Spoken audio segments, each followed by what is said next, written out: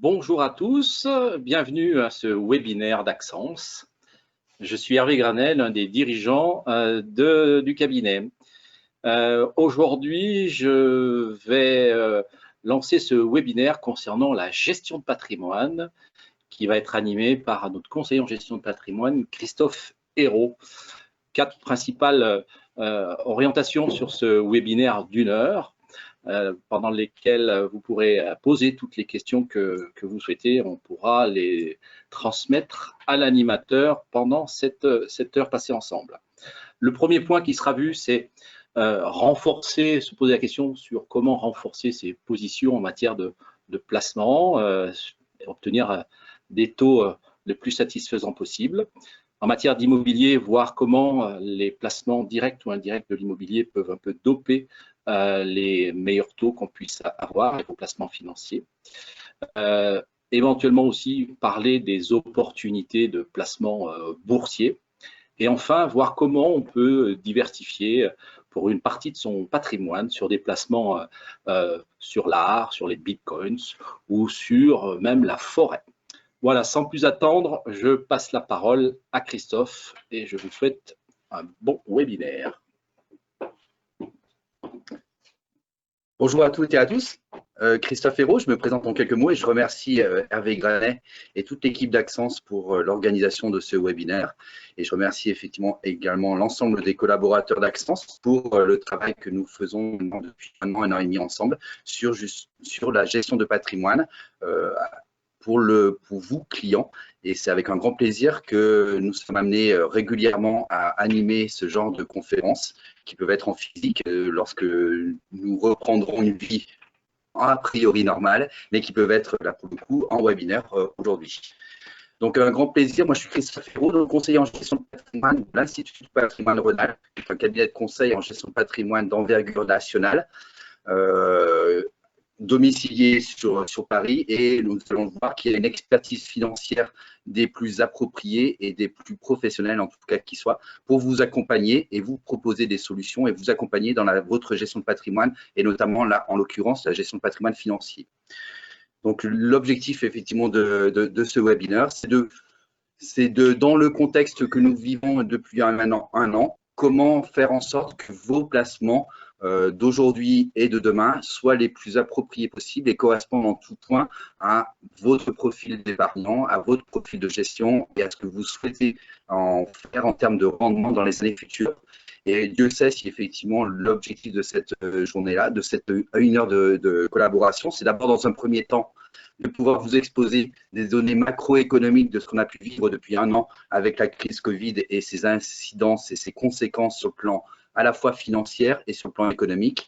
Et au travers de cette analyse-là, et à l'issue de cette analyse-là macroéconomique, vous donner nos convictions majeures pour que vos placements financiers de demain soient à la fois les plus sécurisés et puissent vous permettre de saisir des opportunités également de rendement intéressant dans un contexte difficile et volatile. Voilà quel est le but, effectivement. N'hésitez pas, si vous avez quelques questions, à pouvoir effectivement les mettre par écrit et globalement pouvoir interagir ensemble pendant ce webinaire.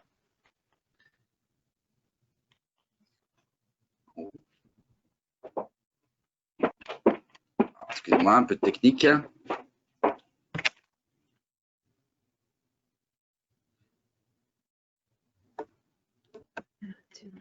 Excusez-moi. Donc voilà, la thématique, quelle stratégie financière adopter dans cette période difficile, volatile, mouvementée et voire même bouleversée en cette période de crise de Covid et après Covid. Donc nous analyserons en quelques mots les éléments de la crise sanitaire que nous venons de vivre avec les incidences à la fois sur les marchés financiers, les incidences qu'il y a pu y avoir et qu'il y a de façon assez forte par nos gouvernants, qu'ils soient les gouvernants politiques et les gouvernants économiques au travers des banques centrales, qu'ils soient européennes ou états-uniennes. Et le soutien massif que ces banques centrales-là et ces États-là ont pu et continuent à avoir vis-à-vis de l'économie en général et de la macroéconomique mondiale. Et du coup, après avoir fait cette analyse-là de l'environnement macroéconomique de l'année 2020, c'est comment justement renforcer vos positions sécuritaires, avoir un élément d'importance qui est au travers de l'immobilier. Est-ce que la classe d'actifs immobiliers, y compris dans la partie financière des placements, peut être un actif intéressant et à quel niveau et comment le faire? Et également de pouvoir comment saisir des opportunités, puisque dans toute période de crise, une période de crise est toujours également l'occasion de saisir des opportunités et vers quelles opportunités peut-être regarder votre attention et notre attention en ce qui concerne le conseil qu'on peut être amené à vous donner sur les marchés financiers, opportunités sur les marchés financiers, mais également on aura l'occasion d'échanger là-dessus sur l'opportunité de devoir diversifier en tout cas votre patrimoine sur les actifs décorrélés de la macroéconomie financière notamment et économique. Donc, quelques mots par rapport à la crise sanitaire qu'on a connue. J'oserais dire qu'effectivement, 2020, c'est une année exceptionnelle, extraordinaire, événement que nous n'avions jamais vécu, si ce n'est dans les années 1920, et je parle là pour le coup de 1920, donc avec des crises sanitaires qui y ressemblent avec les grippes espagnoles par exemple, et des éléments au niveau européen et pour les États-Unis. Les marchés asiatiques connaissaient effectivement des crises sanitaires et ont pu connaître des crises sanitaires à leur époque dans les années 2000. Cependant, effectivement, c'est devenu mondial avec le Covid.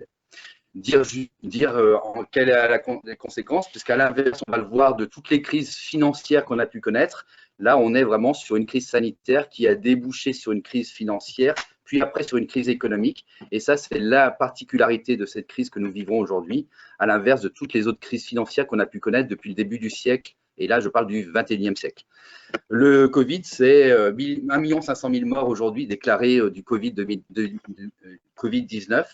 C'est plus de 250 000 contaminés par jour, avec certes une maladie qui offre un taux de létalité qui est peut-être pas aussi évident qu'il n'est, mais en tout cas un taux de contagiosité au travers de 250 000 contaminés par jour qui est exceptionnel. Et c'est en ce sens-là que la crise sanitaire est devenue une pandémie mondiale. C'est plus au niveau effectivement de la contagiosité de la maladie que par la létalité en tant que telle. Comme je le disais en préambule de l'analyse, à l'inverse de tous les cracks financiers qui ont pu exister, et il y en a existé de nombreux depuis 20 ans, hein, vous avez peut-être été amené à devoir gérer ces cracks-là dans votre patrimoine financier actuel. On pourrait parler par exemple du crack en 2000-2003, c'était sur les bulles technologiques. Le crack de 2008 était lié à la crise de Lehman Brothers et des actifs financiers, entre guillemets, pourris qui étaient logés dans pas mal de produits titrés que détenaient l'ensemble des banques mondiales. Là, pour le coup, on était vraiment sur une crise économique qui s'est ouverte sur ces deux cracks-là financiers, mais pour lequel l'origine était vraiment un dérèglement et une dérégulation est liée à la dérégulation sur les marchés financiers.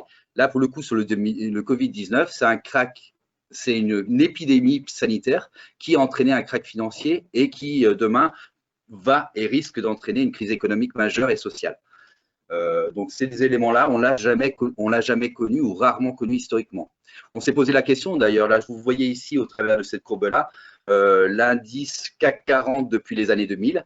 Et vous voyez que vous identifiez sur cette courbe-là deux éléments majeurs que j'évoquais, en 2003 et en 2008, les deux cracks financiers. À la fois la bulle Internet qui avait fait chuter l'indice CAC 40 de plus de 65%, donc moins 65% pour la bulle Internet, moins 60% en crise financière mondiale pour 2008. Donc on le voit, les cracks financiers, ils sont présents, ils sont régulièrement présents depuis des années. Globalement, on le voit que la pandémie de coronavirus a eu un impact globalement de moins 37%, et on voit que le niveau le plus bas est connu au mois de mars-avril lié à la crise de Covid-19, était même le niveau le plus bas était supérieur au niveau le plus bas de la crise de Lehman Brothers. La question se posait à cette époque-là, est-ce que les moins 37% pourraient être amenés à devenir les moins 60% réguliers qu'on observe lorsqu'on est en phase de crack? Il y a eu, dans cette période-là, et on le voit en l'espace de 1 mois, voire même 2 ou 3 semaines, une perte de 37% de la valeur des 40 capitalisations françaises. On pourrait élargir cette courbe-là à l'ensemble des indices boursiers européens et mondiaux. Il s'est entendu au travers de ces 2 mois-là une très très forte également volatilité. en règle générale, lorsqu'on subit un krach financier des places boursières, on a également une volatilité, c'est-à-dire une variation des cours d'une journée sur l'autre qui est extraordinaire. C'est ce qu'on observait en 2008 et on voit qu'en 2020, on avait un niveau de volatilité qui était identique à la crise des subprimes.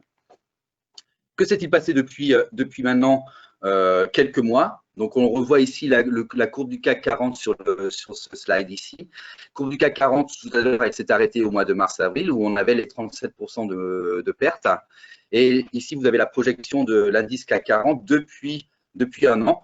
Donc, on voit bien que le CAC 40 a remonté au fur et à mesure à partir du mois de mars. On va expliquer pourquoi. À partir du mois d'avril-mai, on va expliquer pourquoi. Et qu'on a un rebond là depuis le mois de novembre qui nous fait prendre 19% de gains par rapport au mois d'octobre. Donc, ça a été exceptionnel. Et là, l'explication, elle est claire. Ça a été l'annonce du vaccin et des vaccins de Pfizer et de Moderna notamment, doublé du mois de novembre où les élections américaines a fait que l'élection de Joe Biden, finalement plus simple et plus efficace et plus rapide en termes d'élections et de résultats électoraux que ce qu'on ne pouvait l'imaginer, a permis à avoir une sécurité des marchés financiers, puisqu'une sécurité de la stabilité fiscale et en tout cas une connaissance de la stabilité une connaissance de la politique fiscale qui va être celle des États-Unis, qui est la première puissance mondiale. Mais on le voit que sur cette courbe-là, malgré la hausse effectivement de 19%, on a perdu sur le CAC 40 8% depuis le début d'année. Moins 6,8% de date à date, du mois de novembre au mois de novembre, et moins 8%. Donc on le voit que perdre 37% sur 2 semaines, il faut avoir globalement une hausse des marchés financiers assez importante pour récupérer le même niveau que nous pouvions connaître en début d'année. Voilà. Donc, on le voit que finalement, après avoir eu des baisses importantes, 17% en mars, la simple hausse de 19% ne nous permet pas de retrouver les mêmes niveaux du CAC 40 au début de l'année. Et dans ce contexte-là, que dire si on élargit l'analyse des macroéconomiques et des indicateurs boursiers, y compris les États-Unis, et on voit que pendant ce temps-là, Apple a doublé de taille en 2 ans. Imaginez, messieurs, dames, que Apple a mis 10 ans pour passer au 3 août 2018 à une capitalisation boursière de 1000 milliards de dollars. La valorisation capitalistique de Apple était de 1000 milliards en 2018 et qu'en l'espace de 2 ans, on a doublé la capitalisation d'Apple, nouvelle technologie.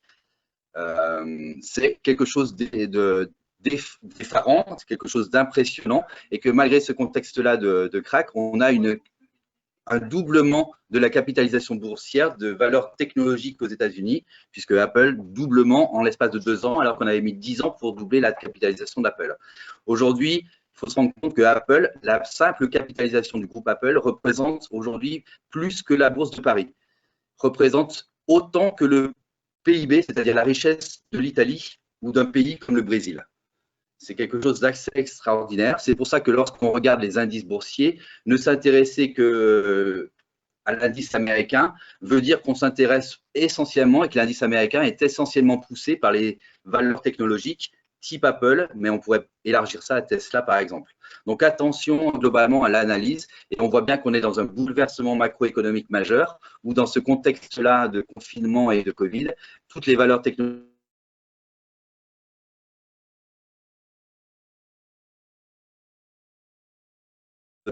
aux valeurs de l'économie réelle, qui sont les valeurs de croissance telles que toutes les entreprises qu'on peut connaître dans le CAC. On vous l'indique aussi au travers de la capitalisation boursière, il faut se rendre compte que les principales actions US, la valeur des principales actions aux États-Unis par rapport à la richesse américaine a continué à croître, y compris dans le contexte 2020. Donc, on le voit qu'on a aujourd'hui sur les marchés financiers une dichotomie très, très, très forte entre l'économie réelle et la capitalisation des entreprises qui travaillent sur l'économie réelle et la dichotomie avec les entreprises du nouveau monde et des nouvelles technologies. Donc ça, c'est aussi des éléments majeurs qu'il faut entendre par rapport à ce qui a été le contexte macroéconomique aujourd'hui. Dans ce contexte-là du Covid, il y a eu un soutien massif des banques centrales. C'est ce qui explique effectivement au mois d'avril l'arrêt finalement de la baisse drastique qu'on avait de 37% en un mois Pourquoi? Parce qu'effectivement, les banques centrales ont injecté des liquidités et ont soutenu l'économie. Et vous en êtes pour certains des bénéficiaires, heureusement, au travers, par exemple, des PGE, voire d'autres, tous les soutiens, notamment en termes de chômage partiel pour les salariés. Donc, les actions principales des banques centrales, et heureusement à la fois des banques centrales européennes et et de la Réserve fédérale, la première réaction a été d'injecter des liquidités. Là où globalement les journalistes et les médias nous parlent, et à juste titre aujourd'hui, d'incidence sanitaire par rapport au confinement et l'impact sanitaire dans nos pays du Covid, il est très intelligent lorsqu'on parle marché financier de regarder un peu ce qui a été les incidences et les conséquences de cette crise sanitaire sur justement le soutien massif aux États et notamment l'injection de liquidités qui a été majeure. Rendez-vous compte que le bilan de la Banque centrale européenne est passé en l'espace de 2 mois à 5,6 milliards d'euros en dette publique, c'est-à-dire en gonflement au bilan de la Banque centrale européenne, injection massive de liquidités, puisqu'on était autour de 4 600 milliards d'euros, on est passé à 5,5 milliards. De la même manière, la Réserve fédérale aux États-Unis injecte et a injecté des liquidités à hauteur de 2 500 milliards d'euros. Et ce, à partir du mois d'avril-mai, ce qui a permis justement de soutenir l'économie, de soutenir l'économie locale, de soutenir effectivement les mesures de chômage partiel et éviter une crise économique majeure qui aurait eu comme conséquence un chômage de masse et une crise sociale majeure. Donc, l'action des gouvernements et des banquiers a été justement d'éviter une crise sociale majeure en injectant des liquidités de façon très, très importante. Ces liquidités-là, elles ont été investies et elles ont été injectées à des taux zéro. Aujourd'hui, vous avez l'historique depuis 2005 des taux d'injection des liquidités, c'est-à-dire des taux de l'argent injecté dans l'économie globale, qui est aujourd'hui à moins de 0%. Bref, on n'a plus aujourd'hui de capacité à avoir une baisse des taux pour réinjecter des liquidités à des taux qui soient préférentiels pour soutenir l'économie. Donc aujourd'hui, on est au plus bas des taux historiques, et d'ailleurs le plus bas, on le connaissait déjà depuis 2015-2016, et qu'à ce titre-là, on n'a pas de marge de sécurité en termes d'injection, en termes de taux massifs. La conséquence également de ces taux-là, ça veut dire qu'on va avoir, et on risque d'avoir pendant de nombreuses années, des taux directeurs et des taux de financement et de dépôt qui vont être les plus bas historiques, qui seront à zéro, voire moins de zéro. On va le voir après dans les conséquences sur les placements financiers, puisque vous allez le voir qu'il y a une conséquence et une corrélation complète entre les taux de financement des banques centrales et bien entendu le taux de vos placements financiers, notamment sécurisés. Je passe rapidement sur ces slides-là qui vous montrent dans le détail finalement à quelle destination étaient les soutiens massifs des États, notamment les 2000 milliards de dollars aux États-Unis. Vers quelle destination on en parle et vous êtes les premiers en tant que chef d'entreprise à l'avoir vécu et j'espère en tout cas pour vous tous que 2021 et les suivants seront l'occasion d'un rebond économique. Mais on le voit, c'est à la fin injection de liquidité pour les petites et moyennes entreprises, pour les grandes entreprises, les PGE, avec des secteurs qui sont complètement sinistrés. On parlera de l'hôtellerie, on parlera du tourisme, on peut parler de l'aéronautique par exemple si on regarde que la France. Bien entendu également une des grosses parties d'aide qui sont liées au chômage partiel comme je l'évoquais. Ça, c'était la partie effectivement américaine, mais on pourrait être sur les mêmes logiques par rapport à la partie économique au niveau de la Banque centrale européenne, à quelle destination ont été fléchés les soutiens massifs des États. On le voit l'impact que ça a sur l'endettement public français et sur finalement la situation financière du gouvernement français aujourd'hui. Là où pendant très très longtemps on disait le 3% était 3% de déficit budgétaire sur le PIB était un horizon indépassable, notamment avec Maastricht. On le sait et vous le connaissez, en 2020, on injecte des liquidités, les 3%, on n'en parle plus. Là, on avait une stratégie depuis les années 2010 de réduction de notre déficit budgétaire, qui passait d'ailleurs par des taux d'intérêt qui avaient fortement baissé, vers aujourd'hui, en 2020, 11,4% de dette publique, on n'en parle pas et on n'en parle pas dans les médias. Notre endettement public de la France, il passe de 100% à 130% en l'espace d'un mois et demi. Ça, c'est des éléments majeurs qui vont avoir un impact majeur pour les années futures, pour lequel aujourd'hui, au niveau médiatique, c'est des éléments qu'on met sous le tapis, mais on le sait que globalement, c'est des injections de liquidités qui auront des conséquences majeures pour demain et qui vont se faire poser la question sur comment rembourser cette dette-là et à quel taux. À quel taux, j'y réponds déjà assez facilement. Espérer avoir une remontée des taux, ça veut dire espérer, ça veut dire avoir une incidence sur l'inflation. Avoir une incidence sur l'inflation, c'est une incidence concrète sur la crise, sur une potentialité crise économique et crise sociale, et avec l'aspect inflation. Aujourd'hui, on arrive à maintenir un taux d'inflation de 1%, mais bien entendu, si on est sur une inflation supérieure, on le sent aujourd'hui, on le sait aujourd'hui, les salaires vont pas être en augmentation, en cohérence, puisque après ce contexte de crise-là, malgré une inflation, on n'aura pas des salaires qui vont monter au-delà de l'inflation. Donc, ça veut dire renforcement d'une crise économique et d'une crise sociale, puisque pour le coup, on est sur la bulle de l'inflation que les banques centrales essayent d'éviter à tout prix. Et c'est bien entendu le but de l'injection de liquidité, c'est d'éviter justement cette crise économique et sociale. Donc, pensez que globalement, demain, les taux directeurs vont remonter de façon drastique et rapidement. Ça, c'est une gageure, c'est pratiquement une certitude que non. Conséquences économiques mondiales, alors de nombreux économistes pendant toute la phase après confinement évoquaient une stratégie de reprise en V, en L, voire en K, c'est-à-dire en K avec des secteurs économiques qui vont repartir très vite et d'autres secteurs qui vont s'effondrer. Aujourd'hui, c'est peut-être plutôt cette philosophie-là et cette analyse-là qu'on peut escompter pour les années futures. Globalement, vous voyez que ça, on était sur les prévisions de croissance à l'époque du mois de juin-juillet, où on escomptait une reprise économique en V très rapide. Sur la plupart des pays, ça, c'est l'analyse de perspective du FMI. Ce qu'on peut voir aujourd'hui, c'est que nous ne sommes pas devins sur la durée de la reprise après Covid. C'est quid de la vaccination, quid des effets de la vaccination, à quel délai, dans quel délai, et quid de la réaction des interlocuteurs que nous sommes tous, des agents économiques personnels, sur le fait que suite à la vaccination, on reprenne notre vie comme celle d'avant et avec des secteurs qui seraient les mêmes que ceux d'avant. La question, elle mérite d'être posée et c'est celle-là qu'on va essayer d'analyser après sur les opportunités de saisie d'opportunités de croissance pour demain. Voilà, c'était ce que j'évoquais, hein, l'épidémie, attention dans les conséquences économiques après le krach financier, parce que même si le krach financier a été, on le voit, résorbé, puisque globalement on a une remontée du CAC 40, remontée forte depuis le mois de novembre avec les annonces de vaccination, comme je l'évoquais. Est-ce qu'aujourd'hui, globalement, les annonces de vaccination qui ont fait remonter de 19 à 20% les cours au mois de novembre, on le voit au mois de décembre, ça commence à se stabiliser aussi. Selon nous, les anticipations de la croissance future des bénéfices suite à les annonces de vaccination, elles sont déjà aujourd'hui dans les cours. D'où cette hausse-là de 20% sur lequel il faudra y aller avec mesure sur 2021 et les futurs quand on parlera de marché financier. On sait que le krach financier, on est d'accord. Par contre, effectivement, il peut y avoir des conséquences économiques majeures.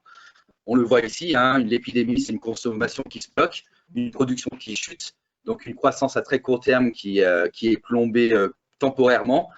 Mais c'est ce qu'on est en train de vivre aujourd'hui, c'est est-ce que globalement l'épidémie n'aura pas des conséquences aussi sur l'investissement et sur la croyance et la confiance des investisseurs et des entrepreneurs, notamment à l'investissement pour demain? Est-ce que finalement j'ai un potentiel profit à attendre économiquement très rapidement et auquel cas j'investis? Ou au contraire, est-ce que je suis en position attentiste, comme les acteurs économiques ont l'air de l'être aujourd'hui? On attend les réflexions sur l'investissement à l'arrêt et la croissance potentielle à long terme. Voilà, je passe globalement sur les éléments d'inscription au chômage. On en a parlé quand on parlait des conséquences potentiellement sociales. Juste quelques mots aujourd'hui sur voilà, quelques mots malgré tout sur l'aspect de ce qui s'est passé. On le voit au niveau social avec finalement des populations qui ont été plus ou moins touchées par rapport à ce contexte-là, puisqu'on le voit qu'aujourd'hui, à la fin du confinement, 75% des hauts revenus, c'est-à-dire des cadres et des cadres supérieurs, estimaient avoir personnellement été touchés financièrement, là où 41% des Français l'estiment globalement. Donc on le voit et on le sait, c'est aujourd'hui par le biais du télétravail, par le biais du chômage partiel et le télétravail qui a permis à certaines professions de continuer à travailler pendant le printemps et encore là aussi à l'automne. Vraiment, ce n'est pas les hauts revenus qui ont été les plus touchés. On va le voir dans l'incidence que ça a eu sur la typologie des placements que les Français ont préféré et que les acteurs économiques que nous sommes tous ont préféré pendant cette phase-là de confinement. Voilà, j'en ai fini sur la partie macroéconomique pour justement vous exposer au travers de justement de les conséquences de la macroéconomie vers quels conseils vous proposez pour justement optimiser vos placements financiers actuels et futurs et vers quelles convictions majeures nous avons pour essayer de vous les faire partager et faire en sorte que ces convictions-là puissent se traduire concrètement dans des placements intelligents. Je passerai rapidement pour vous dire qu'une des classes d'actifs préférées des Français, c'est l'assurance vie. C'est 1 788 milliards d'euros en France, là où malgré tout, les dépôts bancaires rémunérés très faiblement, type livret A, livret bleu, livret développement durable, représentent 1 000 milliards d'euros. C'est bien d'avoir cette vision-là pour connaître de quoi on parle et sur quelle base on parle par rapport aux placements financiers français. Et on voit que, par exemple, les Français sont assez allergiques, ou j'oserais dire, en tout cas averses au risque, puisque la part action dans les placements financiers des Français ne représente que 400 milliards d'euros globalement, là où l'assurance vie sécurisée représente plus de 1 780 milliards d'euros. Voilà.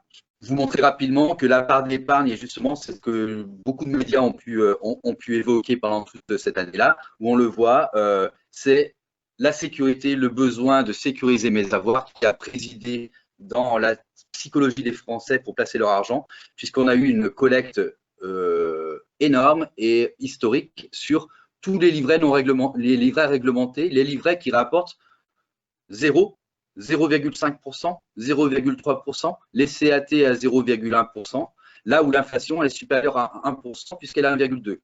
Donc, on a une collecte record sur des livrets et sur des placements sécurisés qui font perdre de l'argent au regard de l'inflation aujourd'hui, mais c'est bien le reflet exact d'un profil d'épargnants des Français pendant l'année 2020 très sécuritaire. On a même une décollecte sur la partie d'assurance vie, y compris en fonds euros. C'est quelque chose qui n'a jamais ou rarement été vu globalement avoir une telle collecte en hausse au niveau des livrets réglementés et aussi une décollecte sur l'assurance vie en France. Et bien cette collecte-là, les placements sécurisés aujourd'hui, vous le voyez ici au travers de cette courbe-là, c'est l'adéquation entre, vous avez deux courbes superposées, à la fois la collecte sur la courbe rouge, puisqu'on est arrivé jusqu'à 325 milliards d'euros sur la collecte pour les rendements sécurisés, là où les rendements ont baissé historiquement pour arriver à 0,5% aujourd'hui de rendement. Donc là où on est à 2,5, on arrive à 0,5 et pendant ce temps-là, le volume des collectes augmente. C'est vraiment là la psychologie des Français épargnants sécuritaires. Tout va bien? C'est parfait, je peux continuer. N'hésitez pas en tout cas. On voit aujourd'hui que, le taux de rendement directeur et le rendement des placements sécurisés, historiquement depuis la courbe, elle date de 2017 à 2019, un effondrement des taux de l'OAT. L'OAT, je ne sais pas si vous connaissez, l'OAT, c'est le coût de l'argent de l'État lorsqu'il s'endette sur une durée de 10 ans. Donc, c'est l'endettement public sur une durée de 10 ans. Donc, on voit que l'OAT est passé en territoire négatif depuis maintenant quelques mois et est durablement à des niveaux proches des 0%. Donc, l'État français emprunte aujourd'hui sur une durée de 10 ans, voire même 15 ou 20 ans, à des taux négatifs.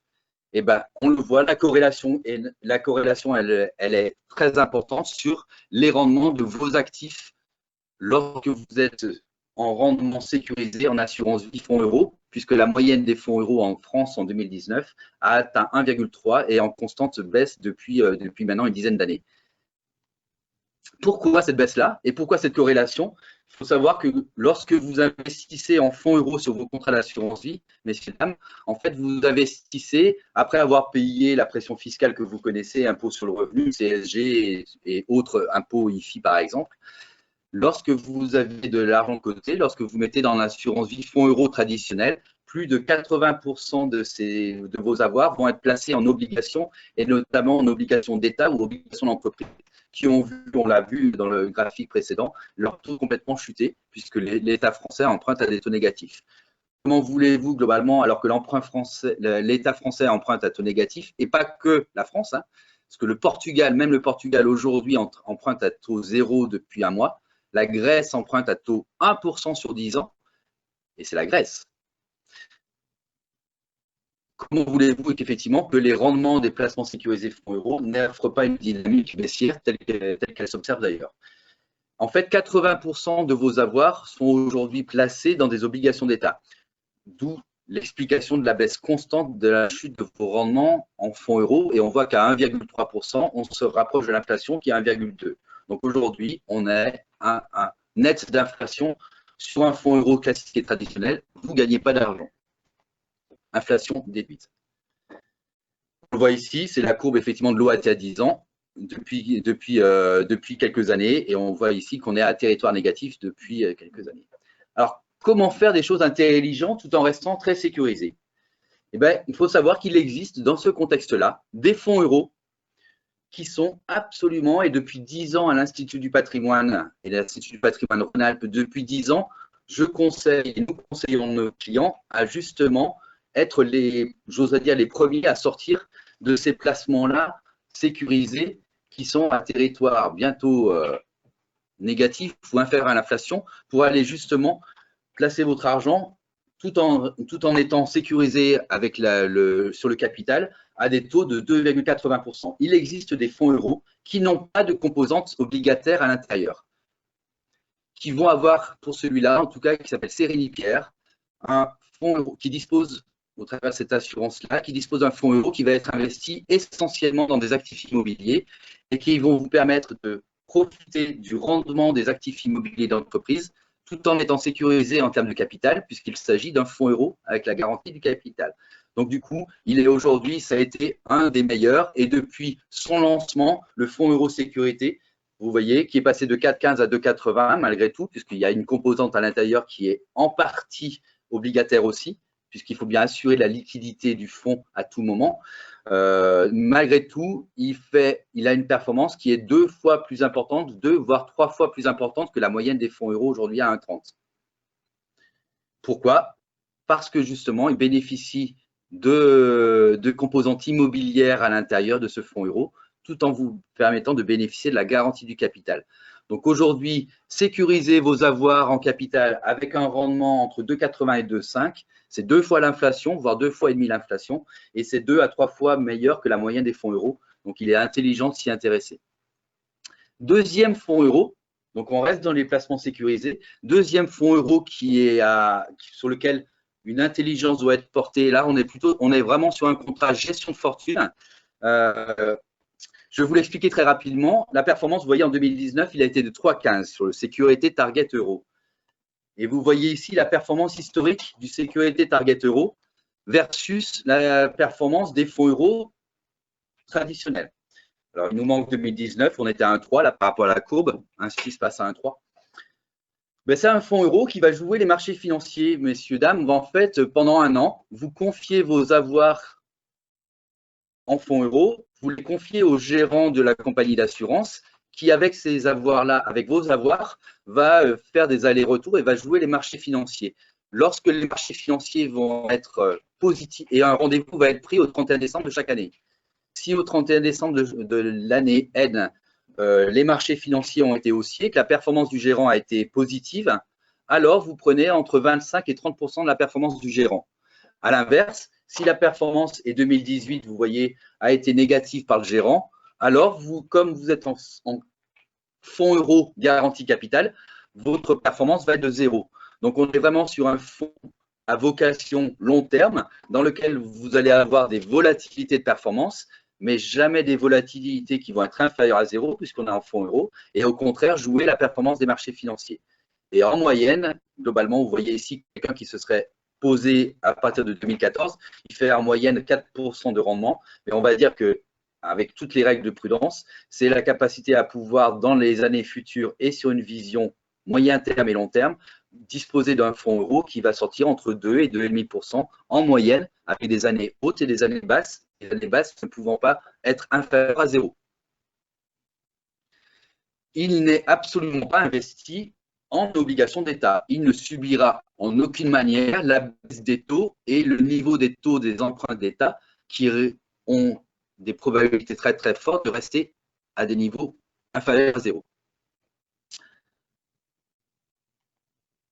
Donc voilà, selon nous, quel est l'intérêt majeur pour la partie fonds euro de vos avoirs, garantie capitale, d'aller chercher des fonds euros, j'oserais dire entre guillemets, intelligents et décorréler des actifs que nous avons vu précédemment être bouleversés, en tout cas dans les années futures, et en tout cas pas à l'aune de ce que vous escomptez, c'est-à-dire d'avoir une performance au moins supérieure à l'inflation. Et là, on peut faire du 2 fois. On parle d'immobilier en quelques guillemets parce que finalement l'immobilier, vous connaissez l'immobilier lorsque vous investissez vous à titre personnel sur l'immobilier physique, mais vous savez que potentiellement vous pouvez également faire un placement immobilier à l'intérieur de votre placement financier. Et notamment, vous pouvez loger à l'intérieur de votre placement d'assurance vie des actifs immobiliers. Les actifs immobiliers que vous allez pouvoir loger vont être des actifs type immobilier professionnel, SCI, SCPI. J'ai mis ici sur ce slide-là en quelques mots les avantages de l'assurance vie et ils sont multiples.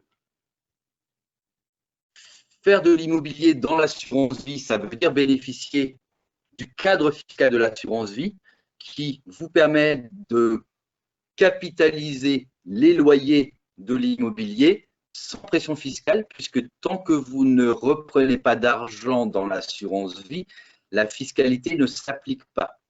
Donc, c'est la capacité à avoir des rendements locatifs sans imposition versus rendements locatifs avec imposition lorsque vous le faites en direct. L'assurance vie vous permet de bénéficier de l'avantage successoral, très important, voire même qu'il faut savoir optimiser dans une problématique potentielle de transmission et d'optimisation de droits de succession liés à une transmission. Donc, les connaissances, c'est 152 500 € par bénéficiaire. Vous êtes exonéré lorsque vous versez moins de 152 500 € par bénéficiaire avant l'âge de 70 ans. Donc, c'est la capacité de faire de l'immobilier tout en ne subissant pas la pression fiscale successorale et ne subissant pas la pression fiscale des revenus fonciers lorsque vous le faites en direct. C'est la capacité à faire de l'immobilier avec des prix d'acquisition de parts de SCI ou SCPI à des prix réduits par rapport à l'immobilier lorsque vous investissez cet immobilier-là en direct, puisqu'on a des fortes réductions des frais dits d'entrée, entre 0 et 2%. Et puis, l'avantage de l'assurance vie, il est majeur aussi dans la capacité à vous permettre une liquidité à tout moment de vos avoirs. J'entends par là, par exemple, besoin de revenus à la retraite. J'ai besoin de réaliser 1 000 ou 1 500 €, 2 000 € par mois de complément de revenus à la retraite. Je peux être amené à pouvoir faire des rachats à l'intérieur de votre contrat d'assurance vie. Et même s'il y a de l'immobilier, l'assureur vous garantit la liquidité des parts, donc du coup la capacité à pouvoir racheter régulièrement sous 30 jours. Donc c'est à la fois faire de l'immobilier et bénéficier de l'avantage fiscal, de l'avantage de la liquidité et de l'avantage successoral. Donc il est intelligent potentiellement de faire une place intelligente et intéressante sur l'immobilier dans le cadre de vos placements financiers. L'immobilier, c'est effectivement la capacité, c'est une classe d'actifs qui, on le connaît, et vous avez peut-être des questions sur ce registre-là, est quand même plus résiliente que la volatilité qu'on observe sur les marchés financiers. Donc, selon votre profil d'investisseur, votre profil d'épargnant, allouer une certaine partie de vos avoirs financiers dans une poche immobilière type SCI, SCPI, c'est aussi une garantie d'avoir une classe d'actifs plus résiliente et qui subira beaucoup moins la volatilité des marchés financiers. Donc, on le voit, le choix des épargnants, je passe assez vite ici, on pourrait être amené à en discuter de façon plus approfondie sur quel type d'immobilier, quel type de SCI, SCPI loger dans des contrats d'assurance vie. Et pour ceux qui connaissent, vous avez des SCI et SCPI de taille multiple et d'actifs à l'intérieur logés très, très diversifiés. Donc, c'est ce qu'on appelle aussi l'intérêt de la mutualisation des risques locatifs qui permet d'avoir une résilience du rendement, puisque globalement, à tout moment, on peut avoir, on a un nombre de locataires très important à l'intérieur de ces SCPI-là, qui permet de mutualiser les risques. Un locataire qui ne paierait pas ses loyers, j'en parle à dessein avec ce qui a pu se passer pendant le Covid, un locataire qui ne paierait pas ses loyers n'a un impact finalement, si le nombre de locataires est très très important dans les SCPI, très très restreint sur la rentabilité à terme. Je vous évoque ici, par exemple, notamment potentiellement une SCI qui est logeable dans l'assurance vie, qui s'appelle SCI Capimo. On a souvent l'ambition de dire que c'est un peu la star de la SCI logeable en assurance vie aujourd'hui, puisque la SCI Capimo, elle offre un rendement autour de 3,40, 3,60% net de frais de gestion. Alors cette année, en 2020, on a eu le gérant de la SCI il n'y a pas très longtemps, la semaine dernière, au téléphone et en conf call. On va plutôt avoir du 2,80. Autour de 2,80, 2,50, 2,80. Pourquoi? Parce qu'on a eu malgré tout un impact au niveau du Covid en mois de mars. Cependant, voilà, on arrive à faire quelque chose qui est 3,5% de rentabilité, de rendement, de façon assez sécure, puisqu'on voit que sur l'échelle de risque des marchés financiers de 1 à 7, la SCI Capimo est notée E. Le 1 est exclusivement réservé aux fonds euros. On aime beaucoup la SCI Capimo puisqu'elle dispose de 1 milliard d'euros de trésorerie sur une capitalisation complète de 5 milliards. Donc, dans les 5 milliards, il y a des actifs sous gestion, il y a des actifs immobiliers, mais il y a également des sociétés foncières cotées. Je passe un peu sur le détail du portefeuille de la SCI. Mais on a aussi, et c'est ce qu'on aime bien aujourd'hui, 1 milliard d'euros de trésorerie qui va permettre aux gérants de bénéficier de la capacité à pouvoir saisir les opportunités de marché immobilier si jamais le marché immobilier s'est en partie retourné, notamment à Paris, avec des prix de l'immobilier qui se verraient baisser. On a suffisamment de trésorerie dans la SCI pour pouvoir saisir des opportunités. Ça a une conséquence effectivement sur le rendement parce que ce milliard d'euros de trésorerie il est très faiblement rémunéré, donc qui explique aussi les 2,80 cette année. Mais aujourd'hui, dans le contexte actuel, avoir des actifs, y compris immobiliers, suffisamment liquides pour saisir des opportunités, voilà ce qui nous semble être intéressant. Voilà. En quelques mots, j'évoquerai aussi d'autres pistes que nous estimons être très sécures tout en étant sur l'immobilier et vous permettant d'optimiser également la fiscalité personnelle. Et c'est des actifs sur lesquels vous avez l'intérêt, l'intelligence ou en tout cas où il est important de s'y intéresser lorsque vous voulez avoir des actifs plutôt garantis et sécurisés. C'est globalement investir dans ce qu'on appelle le démembrement de l'immobilier, qu'il soit sur un actif réel ou sur des parts de SCPI. Vous pouvez à tout moment investir en tant que nu propriétaire. L'intérêt du nu propriétaire, c'est que vous allez investir pour une durée limitée à 10 ans ou à 15 ans et que lorsque les 10 ans ou les 15 ans, l'usufruit temporaire se sera éteint, vous serez plein propriétaire des parts et plein propriétaire des rendements issus de ces parts. Donc, c'est la capacité à pouvoir avoir des rendements futurs, notamment à la retraite. Lorsqu'on a 65 ans, on investit à 50 ans de l'immobilier en nue propriété. Nous n'avons pas besoin aujourd'hui du rendement locatif puisque je sais que je serai fiscalisé à une tranche d'imposition assez élevée, 30 voire 41 plus 17% de CSG. Je sais pendant 15 ans que je ne veux pas de ces revenus-là. J'en veux par contre et je veux les optimiser dans 15 ans, en avoir le plus possible. Donc, j'investis en nue propriété et j'aurai dans 15 ans les revenus de parts que j'ai investi avec une décote de 40% 15 ans avant. Quand vous faites un rendement de 40%, l'intérêt, c'est finalement d'avoir finalement une cerise sur le gâteau. Je sais que dans 15 ans, j'aurai 100 alors que j'ai investi 60 aujourd'hui. J'ai finalement fait 40% sur une durée entre 12 et 15 ans. J'ai fait un rendement sécurisé de 3% de mon placement. Comment faire un placement sécurisé en étant sur des actifs immobiliers? SCI, assurance vie, pas fiscalité, nue propriété, taux de rendement de 3% par la simple récupération de ma pleine propriété dans 15 ans, rendement de 3,5% net de fiscalité puisque je n'aurai pas eu d'impôt pendant tous les 15 ans. Voilà comment faire globalement un classe d'actifs immobiliers et un actif sécurisé tout en ayant un rendement supérieur à l'inflation de 1%. je passe là-dessus. On va parler quand même dans le dernier quart d'heure de la partie malgré tout financière. Malgré ce contexte-là de macroéconomique difficile, comment aller saisir des opportunités sur les marchés dans ce contexte-là? Alors, je passe rapidement, on a parlé des obligations d'État, des obligations souveraines, on pourrait parler des obligations d'entreprise. Là, on est sur la partie j'attends un rendement supérieur à mes 2,5%, mais je suis prêt à prendre un risque. Est-ce que les risques portés sur les obligations d'entreprise, c'est-à-dire les prêts aux entreprises, est-ce qu'aujourd'hui c'est le moment d'y aller ou est-ce que globalement c'est le moment d'attendre avant d'y aller? Aujourd'hui, on voit que ça, c'est ce qu'on appelle l'investissement high yield, qui est les grandes entreprises. Type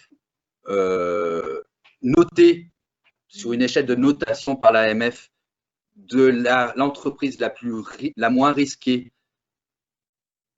vers l'entreprise la plus risquée. Je citerai par exemple Total pour la moins risquée vers Picard. Est-ce que vous êtes prêt, monsieur le client, à donner de l'argent à Total ou est-ce que je suis prêt à donner de l'argent à Picard? Chez Picard, bien entendu, je vais avoir un risque potentiel de faillite et de défaut sur mon obligation. J'en attends du coup un rendement. Mais l'inverse est vrai aussi. Si j'ai un rendement de 10 à 15% chez Picard, j'ai aussi un risque majeur potentiel que mon obligation elle soit à zéro si jamais Picard fait faillite. Et en tout cas, il faut que je la porte jusqu'au bout. Parce que j'ai un risque potentiel avec les conséquences économiques potentiellement suite au Covid, que les entreprises extrêmement spéculatives donner cet argent-là fassent que je suis obligé d'attendre jusqu'au bout en espérant que l'entreprise à qui j'ai prêté de l'argent ne fasse pas faillite. Je passe assez rapidement. Donc, c'est une classe d'actifs sur laquelle on peut s'intéresser en tout cas.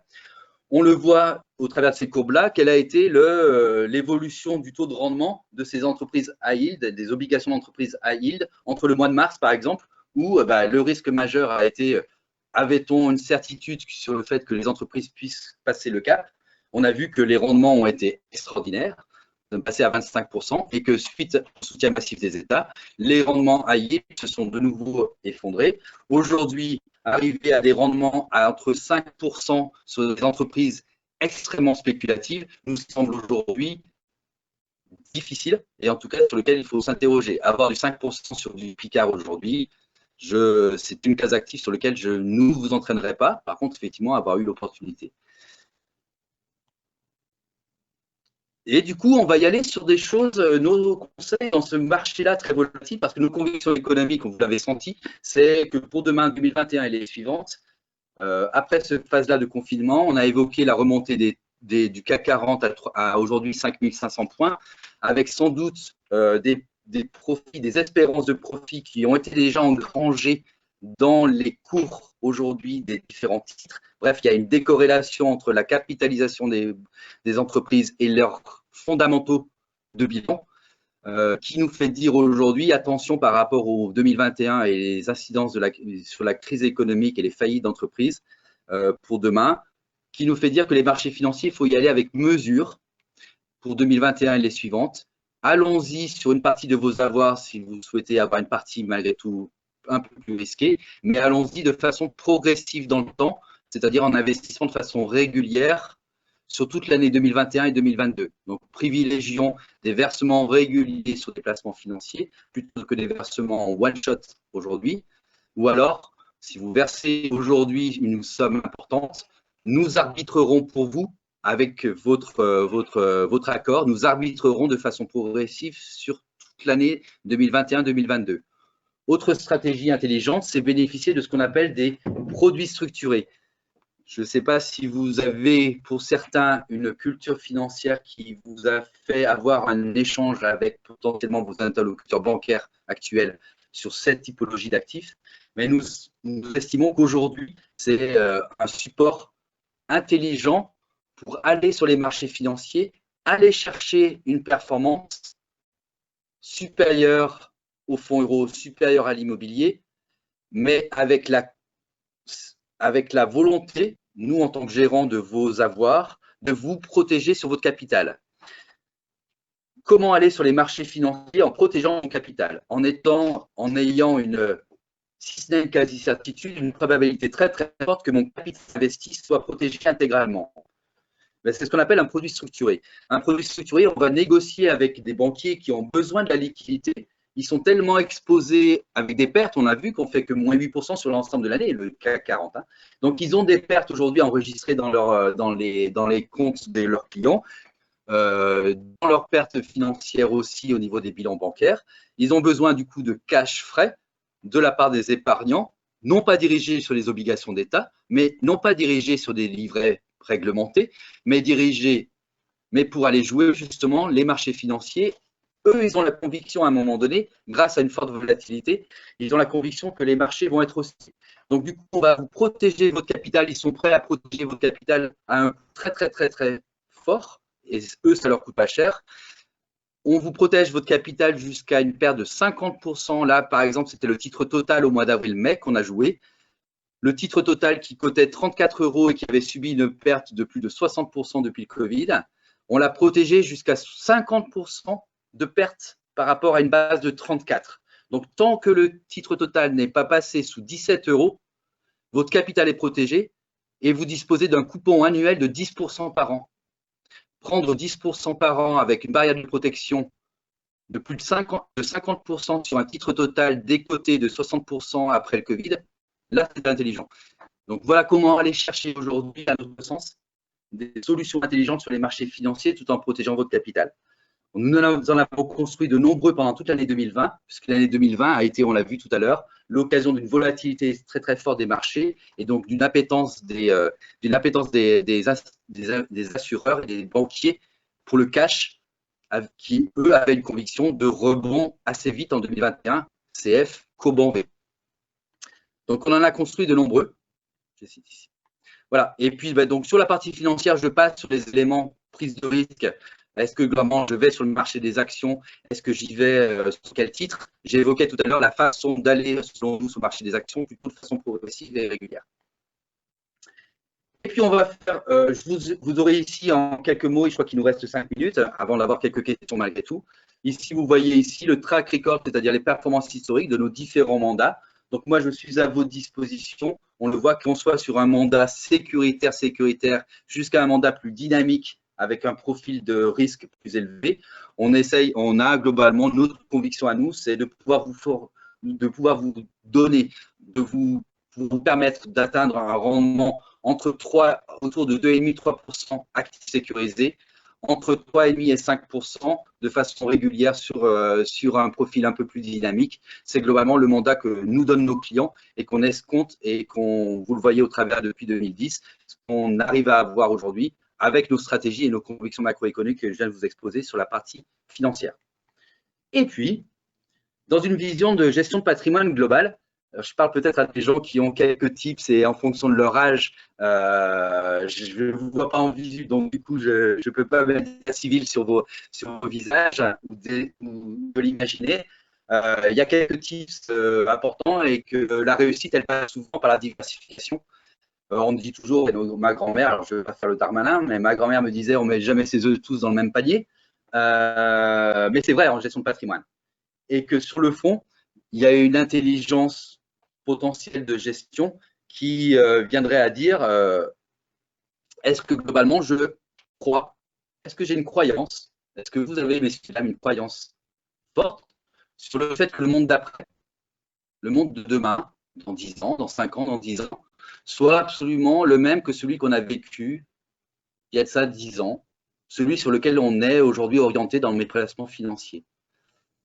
Est-ce que globalement, en fonction de mes avoirs, il n'est pas intelligent de se dire que, certes, j'ai des croyances fortes sur une macroéconomie et sur une croissance à 2, 3%, 4% par an dans les années futures, mais j'ai le droit d'envisager potentiel que ça puisse ne pas être ça. Ça puisse ne pas avoir cette croissance-là. Ça puisse être sur des croissances, sur des secteurs différents de ceux qu'on a pu connaître. On parlait de nouvelles technologies tout à l'heure. Ben, lorsqu'on croit ça, il est peut-être intelligent et utile d'avoir une diversification plus grande dans vos actifs Et on le voit qu'on a le droit de s'intéresser dans un contexte de volatilité, dans un contexte d'incertitude, dans un contexte bouleversé, dans un contexte où les acteurs économiques sont en plein cheminement, où les nouvelles technologies nous débordent quelquefois, à s'intéresser à d'autres actifs et notamment les valeurs refuges. Et je citerai par exemple l'or. On le voit ici, que globalement, quelle est la courbe de l'or aujourd'hui depuis quelques années versus la courbe du CAC 40. On le sait, c'est la valeur refuge. Lorsque le CAC 40, lorsque les marchés financiers dévissent, lorsque la croissance économique escomptée n'est pas potentiellement à l'aune de ce qu'on pouvait espérer, avoir effectivement une partie de nos avoirs en or peut être intelligent. L'or aujourd'hui, beaucoup de clients me disaient « ouais, mais l'or est cher ». Ben oui, il est cher. En tout cas, cher, ça ne veut rien dire. Il est à un certain niveau. Mais les mêmes clients me disaient la même chose il y a un an. Sauf que depuis un an, ça a pris de la valeur. C'est une valeur refuge. On n'en attend pas un rendement, on n'en attend pas des revenus. On sait que, par contre, en cas de crise, les mines d'or, elles ne vont pas être extensibles, alors qu'on a vu que tout à l'heure, on est capable de mettre 2000 milliards de dollars aux États-Unis, injectés en liquidité, injectés en monnaie. Ici, l'or, on ne pourra pas le faire, et la valeur refuge fait que s'intéresser sur une partie de vos avoirs, une partie de vos placements en or est quelque chose d'assez intelligent. Et en tout cas, vous avez le droit de vous intéresser. Tout comme, là, je parle plus pour nous aussi, parce qu'on est en train de s'y intéresser de façon assez forte. Si la croyance en l'euro, si la croyance au dollar est de moins en moins partagée dans les années qui viennent ou dans les décennies qui viennent, est-ce que globalement, il n'y aura pas d'autres monnaies de transaction qui auront un intérêt à être regardées de près? À partir du moment où on est capable d'injecter des liquidités en milliards d'euros en un seul mois, est-ce que finalement la croyance en l'euro et la croyance en nos monnaies actuelles sera aussi forte demain qu'aujourd'hui? Et là aussi, on s'intéresse sur tout ce qui est les nouvelles monnaies, notamment tout ce qui est les bitcoins par exemple, et les nouvelles monnaies qui, on l'a vu, peuvent être aussi à terme, c'est très risqué, hein, donc pas bien entendu beaucoup d'avoir sur ces registres-là, mais s'intéresser à cette typologie-là pour demain. Et puis, je parlerai, parce qu'en finale, sur des choses peut-être aussi qui vous parlent. Lorsqu'on parle de décorrélation, investir dans le bois, investir dans les terres, investir dans la forêt, dans le contexte de demain, c'est être aussi dans une vision développement durable de demain, c'est être aussi sur des actifs fonciers, des actifs tangibles, des actifs qui parlent aussi pour beaucoup, qui apportent certes un rendement de 2, 2,5%. On ne va pas aller chercher du rendement lorsqu'on investit dans la forêt. On sait malgré tout qu'il y a un intérêt fiscal. On sait que les revenus forestiers sont très peu fiscalisés en France. Donc, on fait un rendement qui est très peu fiscalisé. Et puis, on a une demande qui est de plus en plus croissante sur cette offre-là, avec une offre qui reste malgré tout limitée, parce qu'on ne va pas étendre les forêts à merci. Donc, on n'est plus dans un contexte aujourd'hui où la valorisation des actifs forestiers est plutôt en hausse et sera en hausse aussi dans un contexte potentiellement de difficultés sur le plan financier. Au-delà du fait qu'on est vraiment dans une stratégie puits de carbone, développement durable, avec des incitations fortes. À ce titre-là, incitation, l'État donne une incitation pour investir dans de la forêt au travers d'une réduction d'impôt qui a été surélevée de 18 à 25% jusqu'à la fin de l'année, puisque vous avez une réduction d'impôt sur le revenu de 25% si vous investissez dans la forêt, dans des groupements forestiers d'ici la fin de l'année. On voit qu'il y a une incitation fiscale aussi dans cette problématique-là développement durable. Au-delà du fait que l'avantage fiscal de la forêt, il est majeur, on l'a dit tout à l'heure, sur les revenus forestiers qui ne sont pratiquement pas fiscalisés, mais il est également dans l'exonération d'impôt sur la fortune. Donc, enlever des actifs immobiliers non rentables fiscalement, par exemple de l'immobilier d'usage d'habitation, sur lequel la difficulté de gérer est de plus en plus forte, surtout quand on avance en âge, vers justement une diversification vers les forêts, c'est aussi sortir de l'IFI potentiellement, ou en tout cas partiellement ou totalement. Et puis, c'est bénéficier également d'un abattement successoral majeur, puisque lorsque vous investissez dans des groupements forestiers, vous avez un abattement de 75% sur les droits de mutation. Donc, les droits à la fois de donation et de transmission. Donc là aussi, dans une logique successorale, on l'avait évoqué tout à l'heure pour l'assurance vie, je l'évoque ici, messieurs, dames, sur la partie forestier. Donc, on le voit que sur ces trois actifs-là, et je citerai le dernier actif décorrélé sur lequel on doit et on est à même, et notamment, je vous invite potentiellement demain à une conférence dans ce domaine-là, sur les investissements en actifs décorrélés, en art par exemple. L'art moderne et contemporain. Nous avions eu le plaisir il y a un an d'avoir une rencontre autour au musée d'art moderne au mois de septembre 2019 sur justement pour vous montrer en quoi l'actif art moderne et contemporain dans une allocation d'actifs globale pour certains clients avait du sens. Et au-delà d'avoir du sens sur le plan financier, sur le plan fiscal, je pourrais développer ces éléments-là avec vous, mais également sur le plan personnel et d'enrichissement personnel et qui fait toujours du bien lorsqu'on peut allier investissement et culture personnelle et enrichissement personnel. Et ben, c'est quelque chose aussi qui est plutôt agréable. Et le côté agréable, c'est aussi un élément important à prendre en considération quand on fait de la gestion de patrimoine, parce que la gestion de patrimoine, c'est la gestion du patrimoine humain. Et donc, du coup, se faire plaisir, c'est aussi un des éléments majeurs qu'il faut avoir en tête. Voilà comment je conclurai, moi, cette intervention de ce webinaire. Merci en tout cas à tous et à tous. Si vous avez des questions, je suis là pour y répondre pendant quelques minutes. Je crois qu'on s'est réservé, on déborde peut-être de 5 minutes, mais allez-y.